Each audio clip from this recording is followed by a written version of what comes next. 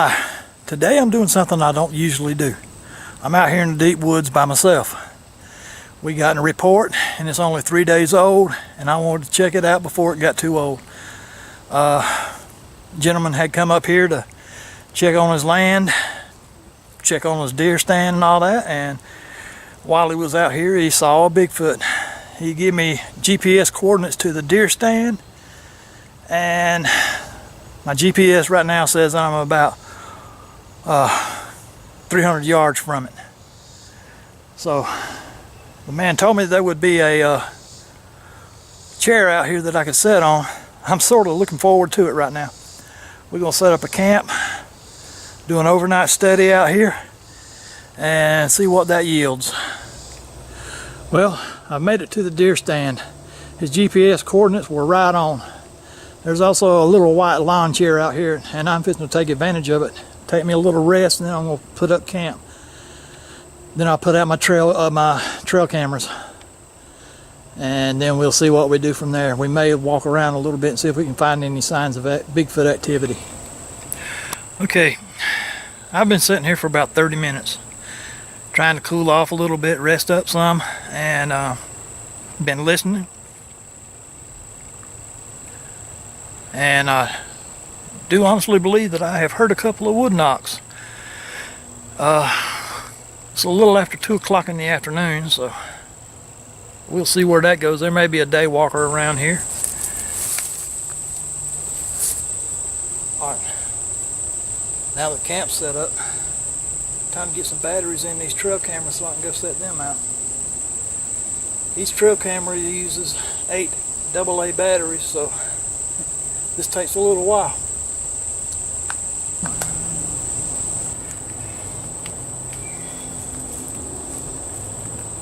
We're setting these cameras up about 50 yards away from the camp in all 4 directions. What we're hoping is that we'll be able to get anything that tries to come check out the camp on camera. Not always.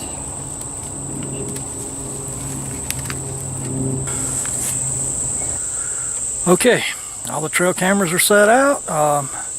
They're all about 50 yards away from the campsite in different directions. Now I'm just going to go walk this area and see if I can see any more signs of Bigfoot activity, like broken trees, bowed trees, and things like that. If I find anything, I'll let you know.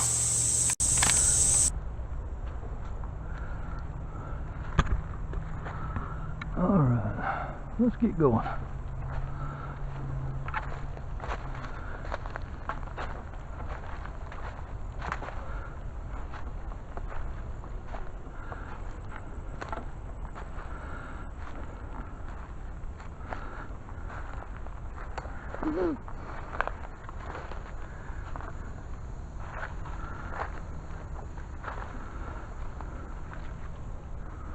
Oh, wow.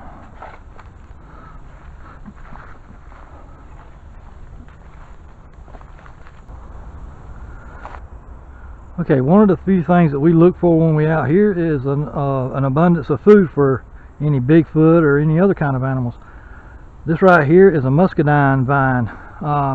Muscadines are sort of like a wild grape, and they're all over this little area right here.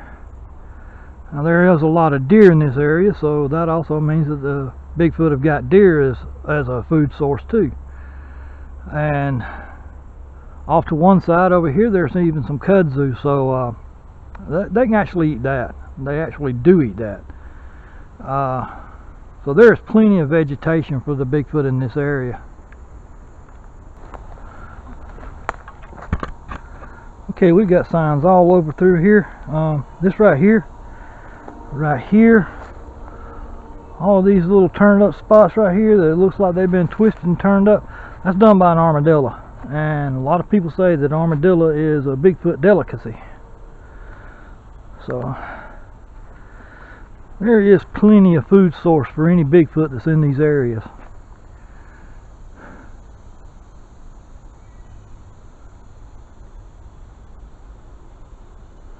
It looks as if we have found that creek that they was talking about, and I'm fixing to walk right down here and walk down the creek a little piece. Walking down the creek is a good way to find footprints. Bigfoot have to drink, so especially along places like this little sandbar right here. That's maybe where you find your footprints. But this one's got a whole lot of rocks on it, so you'll never get a full print, just a partial. But it's worth the chance. Now let's go.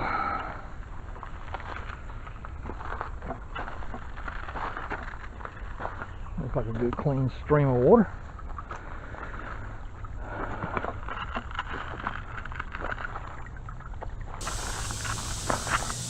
Alright, camp is set up. Trail cameras are out. I've walked around a little bit, looked and seen what I could find. A couple of broken treetops, a few bowed trees.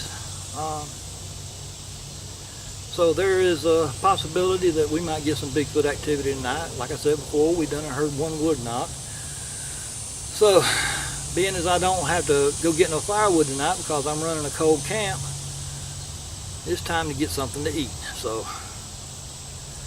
after that, I'm just going to sit back, relax, and listen to the sounds of nature and see if I hear any more Bigfoot activity out there. Exciting life of a Bigfoot researcher, right?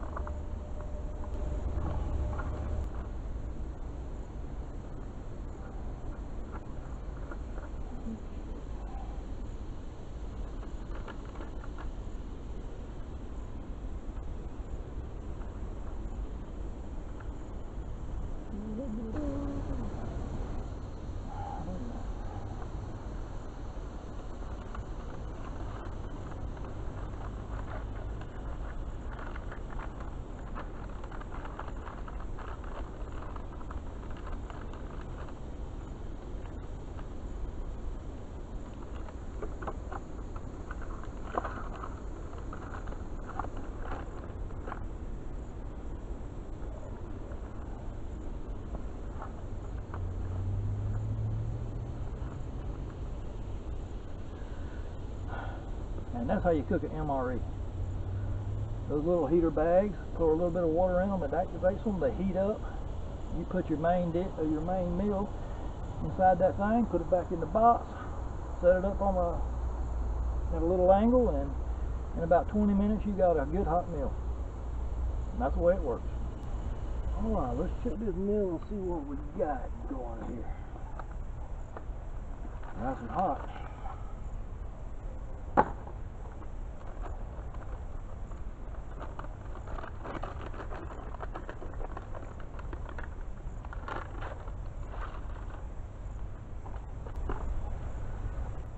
Spoon.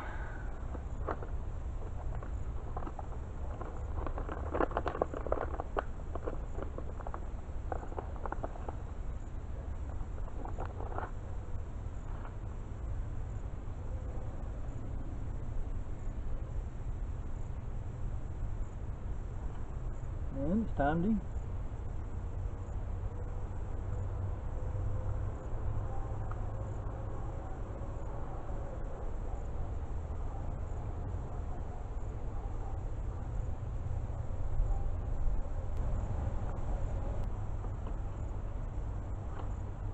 Get some crackers to go with that.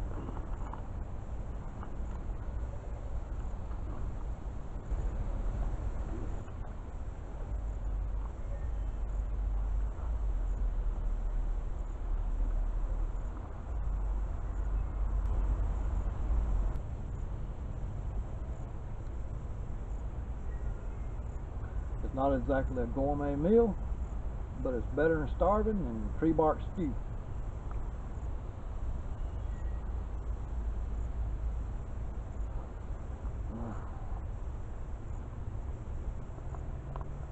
It's done and got dark now, and we've had a little bit of activity out here. I've heard a couple of wood knocks here. Something big moving through the woods. Not really sure what it was. Don't believe it was a deer or anything. Didn't sound like armadillos. You know, they sound like a troop of army soldiers going through the woods, but just don't believe it was that. But we're going to keep trying to find out what it is. I'm just going to go take my walk, see what I can see, and then we'll just see what happens after that.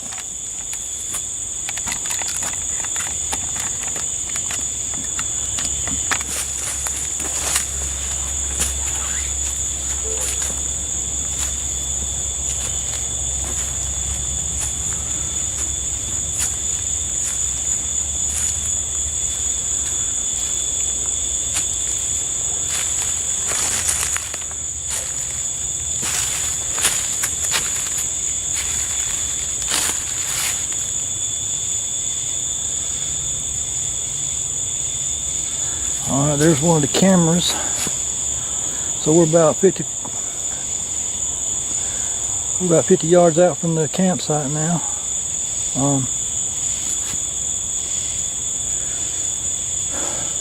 Hadn't heard anything here in the last few minutes. I don't know.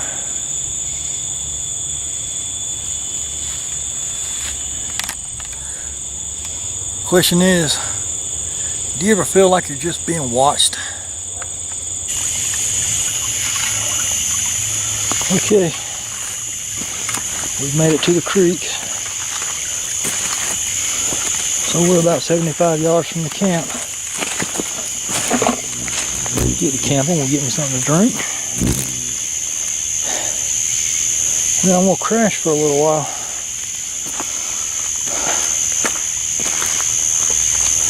Alright,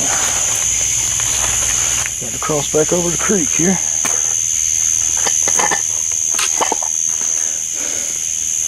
And things like this is the reason why having a walking stick is such a good idea. You stand up better on 3 legs than you can 2 sometimes. Alright, I'm going to cut this thing off and get on out of here, get back to camp, so I can call it a night. It has been one heck of a hot night, that's for sure. It's a little after 8 o'clock in the morning, and I've been in the hammock here for about 4 hours sleep. Nothing really major happened while I was in the hammock, so I didn't get up and check anything out. Heard a few things, but like I said, nothing that warranted me crawling out of the hammock for. It's going to be another hot day, and I've got about a 2-mile hike ahead of me to get out of here. And I've got a shower coming up, and I don't want to miss that date. It has been a long night. Still keep hearing something over that way. But it's time to break up camp and get out of here. I think it's that time. Okay, packed up, ready to go. Got about a hour hike down the hill.